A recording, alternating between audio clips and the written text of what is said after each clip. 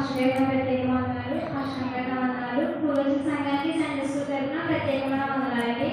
ప్రార్థన చేసుకున్నాం. స్తోత్రం గొప్ప అవకాశం ఇచ్చినందుకు మీకు స్తోత్రం తండ్రి. మంచి జ్ఞానాన్ని ఇచ్చిందండి.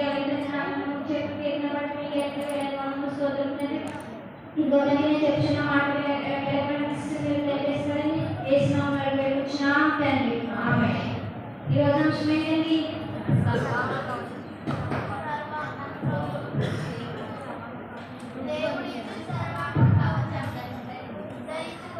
ఏమని అంశం ఈరోజు? సర్వాంగ కవచం అంటే ఏంటండి? ఈ ప్రయోగానికి ఎక్కడ చెప్పింది? సర్వాంగ కవచం అంటే లోక సృష్టి అండి. లోక సృష్టి అంటే మన అవ్యాలు అన్నమాట. సర్వాంగ కవచం, సర్వాంగ కవచం అంటే రక్షణ అన్నమాట. సర్వాంగ కవచం మనం ధరించుకోవాలండి. సర్వాంగ కవచాన్ని మనం ధరించుకోవాలి. నడుముగానే సత్యమని తట్టి కట్టుకోవాలండి. ఇప్పుడు పాస్టర్ కట్టుకుంటారు కదండి తోడు ఇలాగా మెడకి, అది నడుముగానే సత్యాన్ని తట్టి కట్టుకోవాలండి. మనం సత్యం అంటే ఏంటంటే ముందు సత్యం అంటే ముందు దేవుడు సత్యాన్ని మాట్లాడాలండి. దేవుడు సత్యం మాట్లాడాలి కానీ దేవుడు బిడ్డలుగా మనం సత్యం మాట్లాడాలండి. సత్యంగా ఉండాలండి.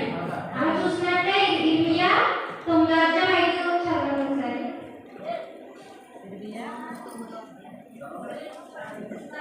సత్యము ప్రతివాడు తన పొరుగువాడిని వచించును, అబద్ధములు ఆడుట తన నాలుకకు అభ్యాసము చేస్తున్నారు. చూసారా, సత్యం పాల్గొన్నాడు దేవుడు. మనం ఏం నేర్పిస్తాం? పొరుగువాడికి ఏం చెప్తామండి? మనం సత్యం చెప్తామా అబద్ధం చెప్తాం? ముందు నోరు మనం అబద్ధమే చెప్తాం. సత్యం పలకట్లేదండి. మనం దేవుడు ఏం చెప్తాడు? నేను సత్యము, నేను మార్గము, సత్యము, జీవము అంటాడండి.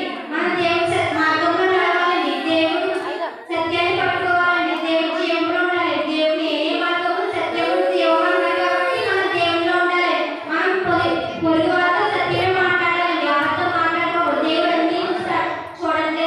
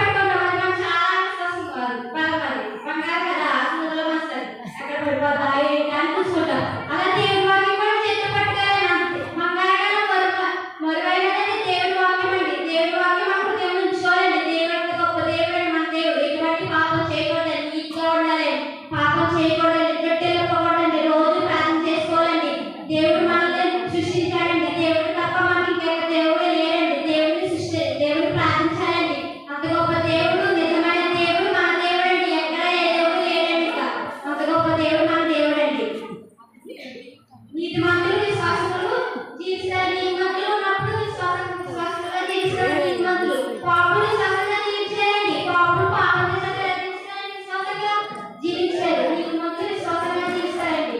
అంత మంచి దేవుడు కాబట్టి మనం ప్రజలు ఉంచుకోవాలి. దేవుడు ఒకటి చేసి ఇంకెళ్ళిపోయి మనము మంచిగా దేవుడు ఉంచాలండి. అంత గొప్ప దేవుడు మన దేవుడు. పొరుగువారు అబద్ధం మాత్రం ఆడకండి. సత్యం కాదండి. అబద్ధాలు ఆడకండి. ఏ సత్యము మార్గము జీవం అన్నాడు. దేవుని మార్గంలో నడవాలి. దేవుని సత్యం పలకాలి. దేవుని జీవం పట్టుకోవాలని చేస్తూ దేవుని మార్గంలో నడవాలి. ఎటువంటి పాపాలు చేయకూడదండి. ఇప్పుడు నుంచి నా మాట దేవుడు రావడానికి మన పరలోక రాజ్యంలో ఉంటామండి. దేవుడు మనకి ఇంకా ఇప్పుడు పాపం చేసుకొని ఇటువంటి కష్టాలు బాగా ఇష్టం సొమ్మ నీతిమంతులు ఏమో పట్టారని ప్రార్థన చేయకుండా ఉండకూడదండి. ఏమో నీతిమంతులు ఇంకా ముందు ముందు పరలోక రాజ్యంలో సంతోషపడి అలాంటి పాపంలో పెట్టేయకూడదండి. దేవుడు నీతిమంతులు ప్రేమిస్తారు. పాపలను ప్రేమిస్తారు. అందరినీ ప్రేమిస్తారు. వాళ్ళు అవకాశం ఇస్తారండి. మారాలి వారు మారకపోతే వాళ్ళ దురదృష్టమని ఇంకా మనం ఏం చేయలేము. అందుకే మనం నీతిమంతులుగా ఉంటే దేవుడు మనకు ఇంకా ముందు ముందు అవకాశాలు ఇస్తారని మంచి సంతోషాన్ని ఇస్తారు. దేవుడు అంత గొప్ప దేవుడు, సత్యగల దేవుడు, నిజమైన దేవుడు మన దేవుడండి. జాలిగా చేయవచ్చు. జాలికి